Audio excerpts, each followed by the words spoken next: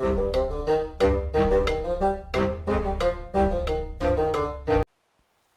and welcome to the Critically Curious Monk, and today, yes that's right, we are reviewing Mafia 2. Now this game came out well back when, and in 2020 it got remastered, re-released with a definitive edition.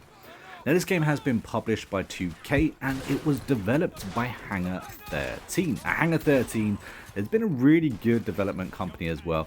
I love Mafia 2.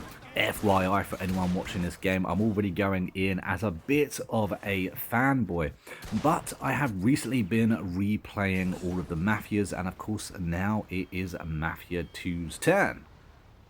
Now this game will set you back around $24.99. And it's on the PlayStation, Xbox, and the PC. Now, one of the first things I think we have to address is that, yes, that's right, driving is improved in Mafia 2 from Mafia 1. Unfortunately, it was one of the worst things about Mafia 1 was the driving. But Mafia 2 is a little bit better. You can actually drive and actually enjoy this open world RPG. For anyone that doesn't know what the Mafia 2 is and what the Mafia games actually hold, within it you take on the role of a wannabe gangster. You go up in the ranks and experience the world of Mafia. Now this is an open world action RPG. It does kind of work as a bit of a cover shooter, but there's other elements involved here as well. One of the best things we've got to say has to be the story that these games have to tell you. Now, we're all too used to, in 2023, to have a game be pretty much a carbon copy of another game. The stories in Mafia, and especially Mafia 2, is absolutely amazing. Extremely well written, and just a joy to experience. Now, personally, I love me a gangster game. Love me a gangster game, and I really enjoy the fact that within Mafia 2, you start off as a nobody, someone who isn't really a part of this world. You've been serving in the war. This starts just a few years after the last game finished as well. You come back from service and immediately you start getting into the life. One of your friends happens to know somebody who knows somebody, and from there, you start your descent into the underworld, or the criminal underworld. Now, this game does have a few little mini games as well. You can do some lock picking, as you can see right here. You also, you get to drive around the map quite a bit, and if you stick to a particular car, you can actually do it up, which is quite nice. You can change the rims, change the paint color, do a few different things. Which just adds to this world being alive. What I really like is the fact that you have to refill your tank of gas. It's a small thing, but these little details just help this world, like I said, come to life and get immersed in the world a little bit more.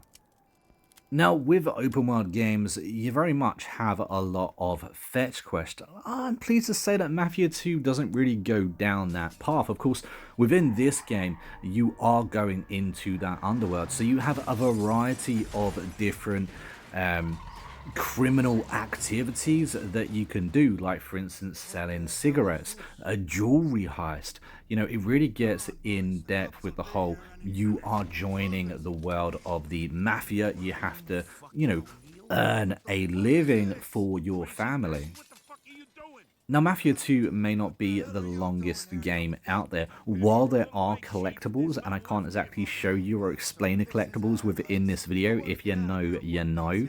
While there are collectibles to collect, this is one of the shorter games around.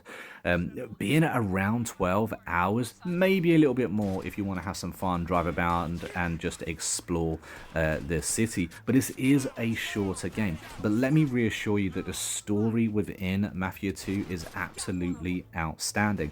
Some of these missions are actually really hard as well. You do actually have a variety of different difficulties that you can choose. I would recommend choosing difficulty that best suits you. If you are after just the story and an absolute bouter of one to boot, then this game does have like just a story mode as well, where you can fully enjoy that. Within Mafia 2, you're also kind of surprised by the twists and turns that this story does take. And of course, that being said, you can get completely lost in the cutscenes and the dialogue as well, because it was extremely well written. I'd like to introduce you to somebody. Vito, this is Carlo Falcone. Pleasure to meet you, Mr. Falcone. Vito? So, Vito, how do you feel about Alberto Clemente and Luco Guarino? Well, honestly, Mr. Falcone, the way I see it, those assholes tried to steal $5,000 from me and then left me to rot in jail. That's good, because the two of them are planning to make a move on us. So it looks like we're going to have to do something before they do something. Eddie will tell you the rest.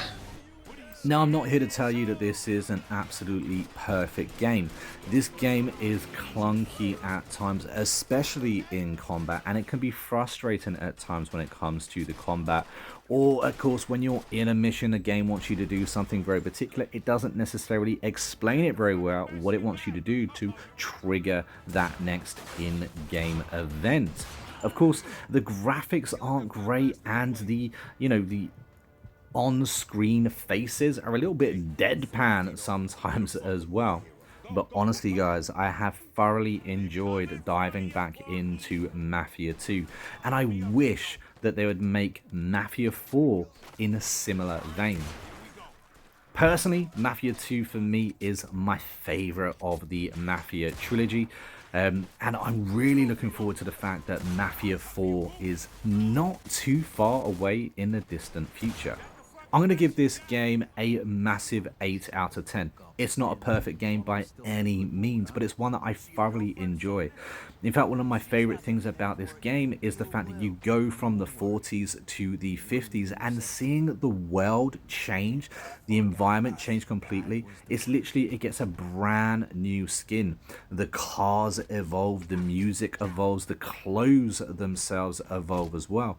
And it's nice to see the world go through that kind of evolution even way back when this game was made. But if you've stayed along to the very end of this review, a big thank you to you guys. Don't forget to comment red banana down below, just confuse all those people new to the channel or that didn't watch to the very end. Also, don't forget we have actually released a dystopian cyberpunk. The book is called Seven Broken and Bound, and it's available on Kindle as both paperback and ebook. And it's completely free on Kindle Unlimited as well, and a link for that is down in the description. Check it out and have a look. But until next time, I've been a monk who's been City Clueless, and I will see you in the next video real soon. Until then, take it easy and happy gaming. Vito Scaletta.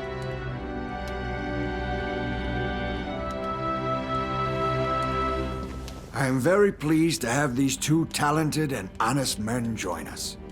And I'm happy this has happened in the presence of our esteemed guests.